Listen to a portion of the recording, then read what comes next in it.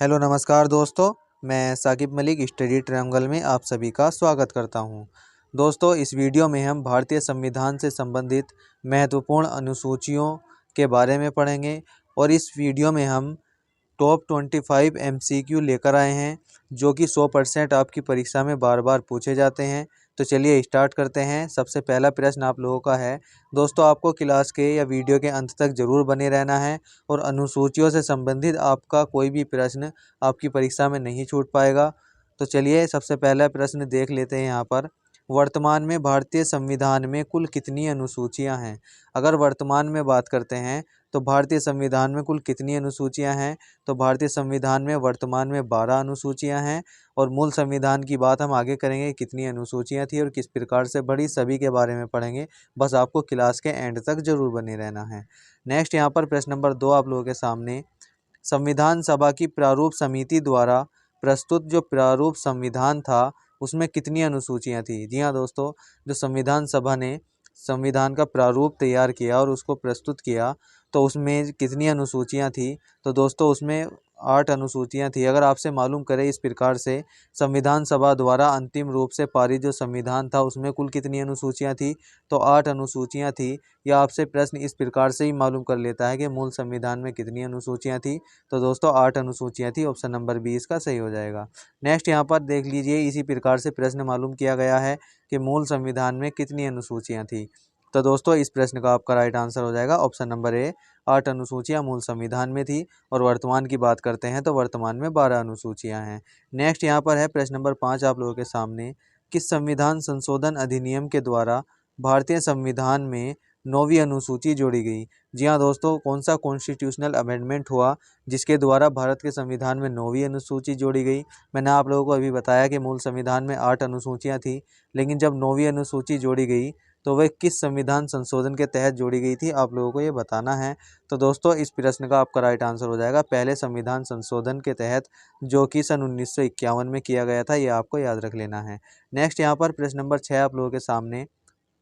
52वें संविधान संशोधन अधिनियम द्वारा, जो कि 1985 ईस्वी में हुआ था, कौन सी अनुसूची को भारतीय संविधान में शामिल किया गया था?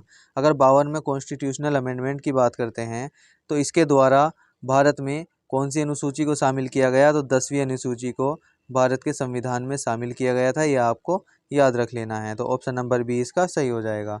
नेक्स्ट बात करते हैं यहाँ पर सातवां प्रश्न आप लोगों के सामने है कि 73वां संविधान संशोधन अधिनियम द्वारा भारतीय संविधान में कौन सी अनुसूची जोड़ी गई?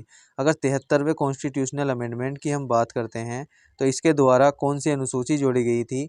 इसके द्वारा 11वीं अनुसूची जोड़ी गई थी। और 11वीं अनुसूची में अगर विषयों की बात करते हैं तो 29 विषय जो कि ग्राम पंचायतों से संबंधित है। आप लोगों को याद रख लेना है कि ग्राम पंचायत से संबंधित कौन सी अनुसूची है? 11वीं अनुसूची है। तो दोस्तों इसका राइट आंसर आपका हो जाएगा ऑप्शन नंबर सी, ग्राम पंचायत से संबंधित 11वीं अनुसूची है। नेक्स्ट यहाँ पर प्रश्न नंबर 8 आप लोगों के सामने। 74वें संविधान संशोधन अधिनियम के द्वारा भारतीय संविधान में कौन सी अनुसूची जोड़ी गई? अगर बात करते हैं 74वें संविधान संशोधन अधिनियम की तो 12वीं अनुसूची 74वें संविधान संशोधन के द्वारा जोड़ी गई, जो कि नगर पालिका या नगर निगम से संबंधित है। यह आपको याद रख लेना है। नगर पालिका का अगर यहाँ पर विषयों की बात करते हैं तो इस अनुसूची में नगर पालिका से संबंधित कितने विषय हैं? तो आप लोगों को याद रख लेना है 18 विषय हैं। तो इसका राइट आंसर हो जाएगा दोस्तों ऑप्शन नंबर डी। नेक्स्ट यहाँ पर है प्रश्न नंबर 9 आप लोगों के सामने। संविधान की द्वितीय अनुसूची का संबंध किससे है? जी हाँ दोस्तों, संविधान की दूसरी अनुसूची है उसका संबंध किससे है आप लोगों को बताना है। आपके ऑप्शन है राज्यसभा के प्रतिनिधित्व से, भाषाओं से, शपथ ग्रहण से, या फिर महत्वपूर्ण पदाधिकारियों के वेतन से। तो दोस्तों आप यहाँ पर अगर वेतन की बात करते हैं तो वेतन जो है तीसरी अनुसूची से, वेतन जो है दूसरी अनुसूची से संबंधित है। यह आपको याद रख लेना है। तो इस प्रश्न का आपका राइट आंसर हो जाएगा ऑप्शन नंबर डी। यहाँ पर शपथ जो है वो तीसरी अनुसूची से और भाषाएं जो है 8वीं अनुसूची से संबंधित है।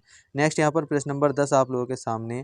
भारत संघ में शामिल राज्यों और संघ शासित क्षेत्रों का उल्लेख भारतीय संविधान की किस अनुसूची में किया गया है? जी हाँ दोस्तों, जो भारतीय संविधान है उसमें जितने भी भारत के राज्य और यूनाइटेड स्टेट या संघ शासित प्रदेश है उनका उल्लेख किस अनुसूची में है? तो आप सभी को याद रख लेना है कि पहली अनुसूची में राज्यों का और केंद्र शासित प्रदेशों का उल्लेख किया गया है। नेक्स्ट यहाँ पर प्रश्न नंबर 11 आप लोगों के सामने, बहुत ज़्यादा ध्यान से अब इस प्रश्न को पढ़ेंगे।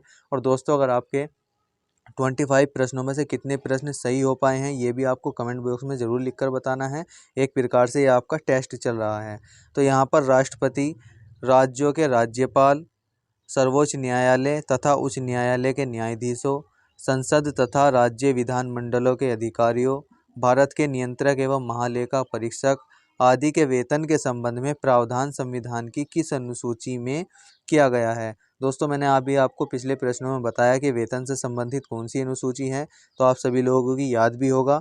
इस प्रश्न का आपका राइट आंसर हो जाएगा दूसरी अनुसूची में जो है, जो हमारी दूसरी अनुसूची है उसमें वेतन से संबंधित है। और वेतन किस किस का है मैंने इस प्रश्न में आप लोगों को बता दिया है। राज्यों के राज्यपाल, सुप्रीम कोर्ट और हाई कोर्ट के न्यायाधीश, संसद के सदस्य और विधानमंडलों के सदस्य, और भारत के नियंत्रक एवं महालेखा परीक्षक, इन सब के वेतन का जो प्रावधान है वो दूसरी अनुसूची में दिया गया है। नेक्स्ट यहाँ पर प्रश्न नंबर 12 आप लोगों के सामने, भारतीय संविधान की तीसरी अनुसूची का संबंध है।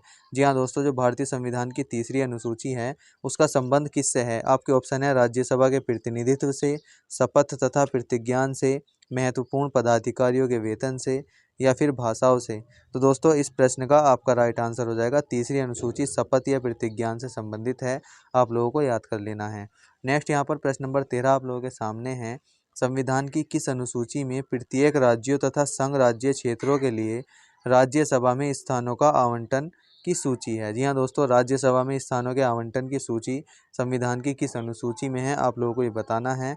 आपके ऑप्शन है प्रथम अनुसूची, द्वितीय अनुसूची, तृतीय अनुसूची या फिर चतुर्थ अनुसूची। तो राज्यसभा के सदस्यों का या सीटों का आवंटन की अगर हम बात करते हैं तो इस प्रश्न का आपका राइट आंसर हो जाएगा चौथी अनुसूची में दिया गया है। ऑप्शन नंबर डी इसका सही हो जाएगा। नेक्स्ट यहाँ पर प्रश्न नंबर 4, निम्नलिखित में से भारत के संविधान के किस एक अनुच्छेद या अनुसूची का संबंध स्वशासी जिला परिषदों से है। जी हाँ दोस्तों, स्वशासी जिला परिषद जो है किस अनुसूची या किस अनुच्छेद में है आप लोगों को ये बताना है। तो स्वशासी जिला परिषद की अगर हम बात करते हैं तो ये छठी अनुसूची में है। आप लोगों को याद कर लेना है। ऑप्शन नंबर सी इसका राइट आंसर हो जाएगा। नेक्स्ट यहाँ पर प्रश्न नंबर 15 आप लोगों के सामने। दोस्तों अगर आपको हमारे प्रश्न और हमारे पढ़ाने का तरीका अच्छा लग रहा है तो हमें सपोर्ट जरूर कीजिए और हमारी वीडियो को ज़्यादा से ज़्यादा शेयर जरूर कीजिए। भारतीय संविधान में 22 भाषाओं को राजभाषा का दर्जा प्रदान किया गया।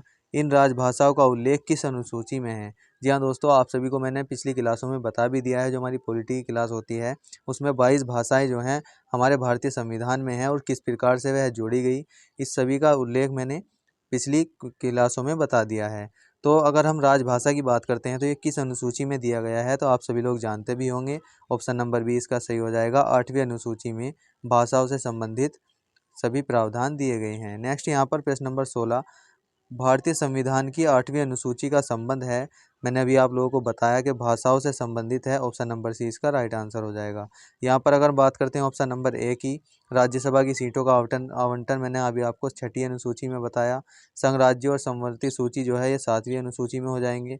ये 8वीं अनुसूची के विषय हैं। और दल बदल की बात करते हैं तो ये 10वें अनुसूची का विषय है। नेक्स्ट यहाँ पर प्रश्न नंबर 17, किसी अधिनियम को संविधान की किस अनुसूची में सम्मिलित करने पर उसकी वैधता और किसी न्यायालय में चुनौती नहीं दी जा सकती। तो दोस्तों इस प्रश्न का आपका राइट आंसर हो जाएगा 9वीं अनुसूची में। Option number C is the right answer. Next यहाँ पर है प्रश्न नंबर 18, किस राज्य के आरक्षण विधेयक को 9वीं अनुसूची में सम्मिलित किया गया है। अगर किसी राज्य के आरक्षण बिल को 9वीं अनुसूची में सम्मिलित किया गया है आप लोगों को ये बताना है। तो दोस्तों आपके ऑप्शन है तमिलनाडु, कर्नाटक, उत्तर प्रदेश या फिर उड़ीसा।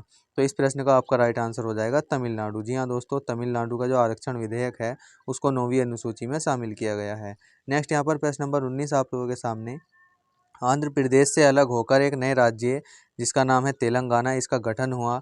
इससे भारतीय संविधान की किस अनुसूची में परिवर्तन होता है। तो अगर हम नए राज्यों के गठन या राज्यों और केंद्र शासित प्रदेशों की बात करते हैं तो मैंने आप सभी लोगों को बता दिया है कि अनुसूची 1 से संबंधित है। तो ऑप्शन नंबर ए इसका राइट आंसर हो जाएगा। नेक्स्ट यहाँ पर है प्रश्न नंबर 20 आप लोगों के सामने, दल बदल के आधार पर निर्वाचित सदस्यों की अयोग्यता संबंधी विवरण संविधान को किस अनुसूची में दिया गया है। तो मैंने अभी आपको बताया दल बदल विरोधी जो कानून है उनसे संबंधित कौन सी अनुसूची में है। तो 10वीं अनुसूची में ये प्रावधान दिए गए हैं। तो ऑप्शन नंबर सी इसका राइट आंसर हो जाएगा।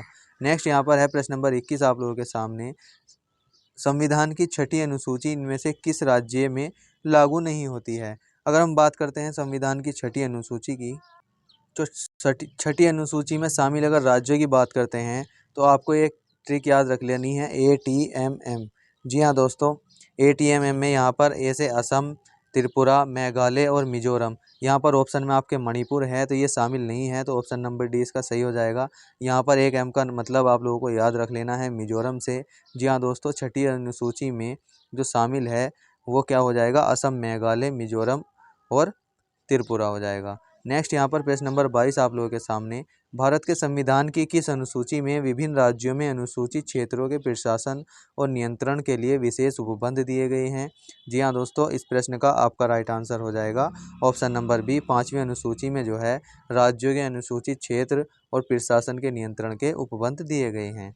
नेक्स्ट यहाँ पर प्रश्न नंबर 23, निम्नलिखित में से कौन नई जोड़ी गई अनुसूची नहीं है? जी हाँ दोस्तों, मैंने आपको क्लास के शुरू में ही बता दिया कि हमारे मूल संविधान में 8 अनुसूचियाँ थीं, लेकिन बाद में ये बढ़कर 12 हो गई हैं। तो आप लोगों को इस प्रश्न में बताना है कि ऐसी कौन सी अनुसूची है जो बाद में नहीं जोड़ी गई है या नई अनुसूची नहीं है। तो 8वीं, 9वीं, 10वीं या फिर 11वीं। तो दोस्तों 9वीं अनुसूची, 10वीं और 11वीं जो है बाद में जोड़ी गई, लेकिन 8वीं अनुसूची जो है ये पहले से ही भारतीय संविधान में मौजूद थी। तो इसका राइट आंसर हो जाएगा ऑप्शन नंबर ए। नेक्स्ट यहाँ पर प्रश्न नंबर 24 आप लोगों के सामने, भारतीय संविधान का कौन सा प्रावधान दल बदल विरोध से संबंधित रखता है? जी हाँ दोस्तों, अगर हम बात करते हैं दल बदल विरोध से संबंधित की, तो आपके ऑप्शन है अनुच्छेद 105, 10वीं अनुसूची, 8वीं अनुसूची या फिर इनमें से कोई नहीं। तो दल बदल से संबंधित जो है हमारी 10वीं अनुसूची हो जाएगी, आपको याद रख लेना है, option number B is the right answer. ये दोस्तों आपका 25वां सवाल जो कि आपका आखिरी प्रश्न है, और आप लोगों को बताना है कि 25 में से आपके कितने प्रश्न सही हो पाए हैं। यहाँ पर है संविधान की अनुसूची और उनसे संबंधित विषय का कौन सा युग्म सही नहीं है। जी हाँ दोस्तों, आप लोगों को सामने 4 ऑप्शन दिए गए हैं, उसमें आप लोगों को बताना है कि कौन सा गलत है। तो आपका सबसे पहले हो जाएगा ऑप्शन नंबर ए, प्रथम अनुसूची राज्यों एवं केंद्र शासित प्रदेश की सूची है, बिल्कुल सही हो जाएगा। दूसरी अनुसूची निर्वाचन आयोग के अधिकार एवं कार्य से संबंधित है, तो दोस्तों इसका ये गलत हो जाएगा। नेक्स्ट अगर हम बात करते हैं, सप्तम या 7वीं अनुसूची केंद्र, राज्य और शक्ति के विभाजन से संबंधित है, ये भी सही हो जाएगा। और 10वीं अनुसूची दल बदल से संबंधित है, ये भी सही हो जाएगा। दोस्तों आपको कमेंट बॉक्स में इस प्रश्न में लिखकर जरूर बताना है कि जो हमारा ऑप्शन नंबर बी राइट है, इसमें जो है दूसरी अनुसूची किससे संबंधित है। आप लोगों को कमेंट बॉक्स में ज़रूर लिखकर बताना है। तो दोस्तों अगर आपको हमारी वीडियो अच्छी लगी है तो वीडियो को लाइक और शेयर ज़रूर करना है, और हमारे चैनल पर आप पहली बार आए हैं तो चैनल को सब्सक्राइब ज़रूर कर देना, जिससे आने वाले भविष्य में हम आपकी बेहतर तैयारी कर पाए। जय हिंद दोस्तों, धन्यवाद।